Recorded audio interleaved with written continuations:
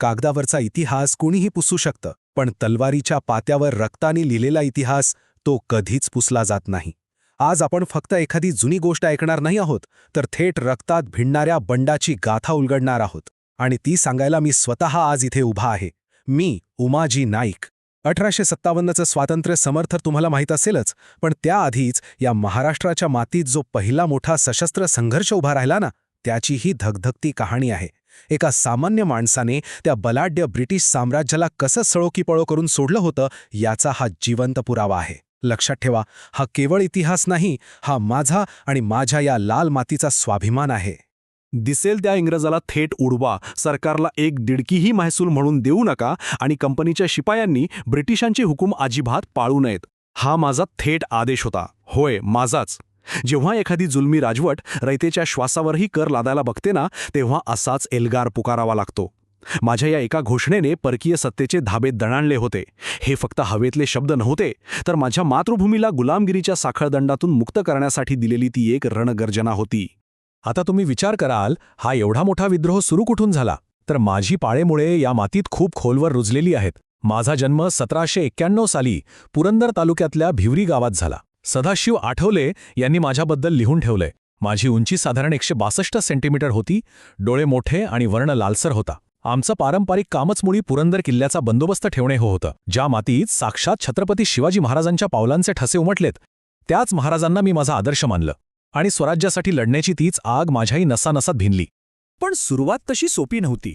1818मध्ये भोरजवळील wing गावात एका कारवाई दरम्यान मला पहिल्यांदा अटक झाली. पण तो तर फक्त ट्रेलर होता. 1824-25च्या दरम्यान मी आणि माझा भाऊ अमृता, आम्ही दोघांनी संतू नाईकच्या नेतृत्वाखाली थेट भांबुर्डा इथला लष्करी खजिना लुटला. इंग्रजांच्या नाकावर टिच्चून केलेली ती पहिली मोठी कारवाई होती.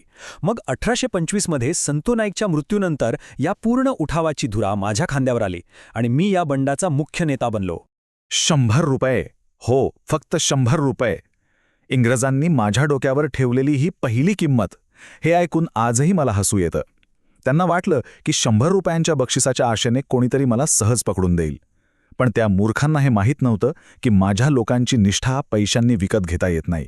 तो त्यांचा पहिला आणि सर्वात मोठा गैरसमज होता. पण जसजसा काळ गेला तसतशी इंग्रजांची भीती कशी वाढत गेली हे त्यांच्याच फरमानांवरून स्पष्ट दिसतं. त्यांनी लागोपाठ 3 जाहीरनामे काढले. पहिल्या 100 रुपयांच्या जाहीरनाम्यानंतर दुसऱ्या जाहीरनाम्यात त्यांनी मला साथ देणाऱ्यांना थेट ठार करण्याची धमकी दिली. पण रयतेवर त्याचा शून्य परिणाम. उलट मी जेजुरी, सासवड, परिचे, भिवरी आणि किकवी हा सगळा भाग लुटला. रयतेचा मला एवढा भक्कम पाठिंबा होता की सरकारच्या प्रत्येक हालचालीची गुप्त बातमी मला आधीच मिळायची. अखेर वैतागून तिसऱ्या जाहीरनाम्यात त्यांनी माझं बक्षीस थेट 1200 रुपयावर नेलं. आता हे युद्ध अधिकच अटीतटीचं झालं होतं. 1827मध्ये मी गोऱ्या साहेबांसमोर माझ्या अटी स्पष्ट केल्या. माझा भाऊ अमृता आणि विनोबा यांना तातडीने मुक्त करावं, रामोशांची पारंपरिक वतने परत करावीत, नाहीतर परिणामांना सामोरं जावं लागेल हे मी ठणकावून सांगितलं. पण पैशांच्या माझ्यात अंध झालेल्या त्या ब्रिटिश कलेक्टर रॉबर्टसनने काय उत्तर दिलं माहितीये? त्याने माझ्यावर आणि माझे साथीदार भुजाजी, पांडूजी, येसाजी यांच्यावर थेट 5000 रुपयांचं बक्षीस लावलं आणि 20 दिवसात शरण आल्यास माफीची लालच दिली. बघा, हा आता द वॉर ऑफ ऑर्डर्स म्हणजेच आदेशांचा थेट आणि समोरासमोरचा लढा होता. रॉबर्टसनला वाटलं की पैशांची ताकद आणि वतनाची लालच दाखवून तो माझा लढा सहज मोडून काढेल. जनतेने मला साथ देऊ नये म्हणून त्याने खास बक्षिसे जाहीर केली. पण त्याला माझ्या जिद्दीचा जराही अंदाज नव्हता. वाटाघाटीचा मार्ग त्याने स्वतःहून बंद केला होता आणि आता जे होणार होतं ते भयंकर होतं. रॉबर्टसनच्या त्या उद्दामपणाचं उत्तर मी माझ्याच भाषेत दिलं. 5 दिवसात 5 मुंडके. हे नुसती पोकळ धमकी नव्हती. मी खरोखरच 5 दिवसात 5 इंग्रजांचे मुंडके उडवले आणि ते सासवडच्या ब्रिटिश लष्करी अधिकाऱ्याकडे थेट पार्सल म्हणून पाठवून दिले. माझ्या अस्तित्वाची आणि संतापाची ती सर्वात भयंकर जाणीव होती जी मी त्या गोऱ्या साहेबांना करून दिली. माझ्या या प्रतिउत्तराचा परिणाम असा झाला की 25 डिसेंबर 1827ला मी माझा दुसरा जाहीरनामा काढला.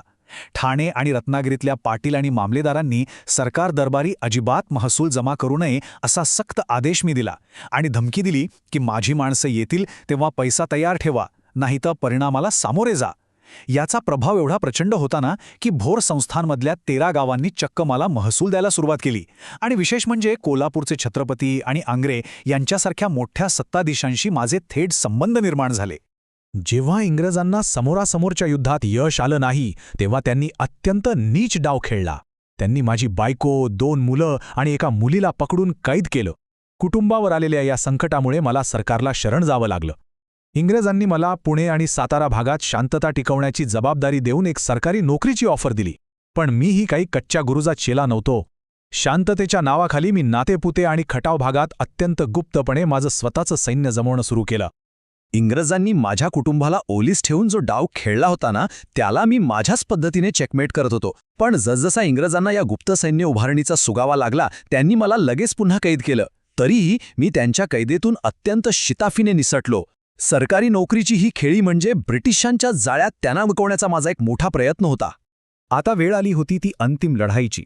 1831 साल उजाडलं. मला पकडण्याची जबाबदारी आता कॅप्टन अलेक्झांडर आणि कॅप्टन मॅकिंटॉश यांच्यावर होती. 26 जानेवारी 1831ला जॉर्ज जिबर्ननी एक नवा जाहीरनामा काढला. मला प्रत्यक्ष पकडून देणाऱ्यास 5,000 रुपये आणि 200 बिघे जमीन. या पैशांच्या पावसाविरुद्ध मी माझा ज्वलंत जाहीरनामा काढला. कोणत्याही गावाने सरकारला महसूल देऊ नये. जो देईल ते गाव मुळासकट उद्ध्वस्त होईल. माझ्या त्या एका डरकाळीचा परिणाम काय झाला हे इतिहासाने पाहिलंय. संपूर्ण महाराष्ट्रात जणू वणवा पेटला. सातारा, पुणे, सांगली, कोल्हापूर, सोलापूर, नगर आणि थेट मराठवाड्यापर्यंत सलग 7 महिने दंगल आणि उठाव सुरू होता. ब्रिटिशांची झोपच उडाली होती. कंपनीच्या पायदळ आणि घोरदळातील हिंदी शिपायांनी इंग्रजांचे हुकूम पाळू नयेत हे माझं आवाहन त्यांच्यासाठी अक्षरशः धडकी भरवणारं ठरलं. 10,000 रुपये आणि 400 बिघे जमीन. विचार करा, इंग्रजांची हतबलता पहा. माझ्या एका माणसासाठी त्यांनी ऑगस्ट 1831मध्ये हे एवढं महाकाय बक्षीस जाहीर केलं. त्या काळातली ही रक्कम विचार करण्यापलीकडची होती. माझ्या दहशतीने आणि वाढत्या प्रभावाने त्यांना अक्षरशः सळो की पळो करून सोडलं होतं. म्हणूनच त्यांनी ही शेवटची आणि सर्वात मोठी पैज लावली होती.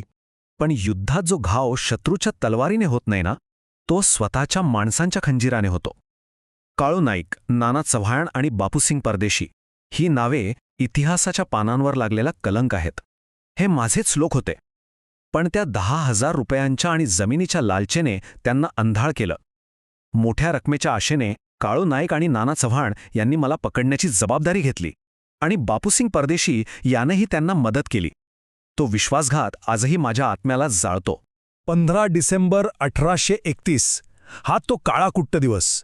पैशांसाठी विकल्या गेलेल्या नाना चव्हाणने मला उतरोळी इथे पकडलं आणि इंग्रजांच्या स्वाधीन केलं. त्यांनी मला पुणेच्या मुळशीजवळील आवळस इथे आणलं. पैशांची ती भली मोठी थैली आणि 400 बिघे जमीन जिंकली गेली. पण महाराष्ट्राचा एक स्वाभिमानी सुपुत्र मात्र आपल्याच माणसांच्या गद्दारीमुळं अखेर शत्रूच्या हाती लागला. आणि अखेर तो अंताचा दिवस आला. 3 फेब्रुवारी 1832 पुण्याचे खडकमाळ आळी ह्याच ठिकाणी मला फासावर लटकवण्यात आलं. माझ्यासोबत माझे अत्यंत निष्ठावान साथीदार खुशाबा नाईक आणि बापू सोळकर यांनीही हसत हसत मृत्यूला मिठी मारली. 1818 पासून सुरू असलेला आणि ब्रिटिशांना सळो की पळो करून सोडणारा महाराष्ट्रातला हा पहिला मोठा सशस्त्र संघर्ष माझ्या मृत्यूने वरवर पाहता शांत झाला. पण जाता जाता एक विचार नक्की करून बघा. महाराष्ट्रातला हा पहिला मोठा सशस्त्र संघर्ष खरोखरच त्या फासावर संपला का? की 1857च्या आणि त्यानंतरच्या स्वातंत्र्य लढ्यासाठी ती एक पेटलेली ठिणगी होती? माझा लढा संपला असला तरी स्वातंत्र्याची ती आग मी रयतेच्या मनात कायमची पेटवून गेलो. इतिहासाची ही पाने प्रत्येक देशवासियाला नक्कीच अंतर्मुख करतील. हा इतिहास ध्यानात ठेवा, कारण जो आपला इतिहास विसरतो तो नवं भविष्य कधीच घडवू शकत नाही.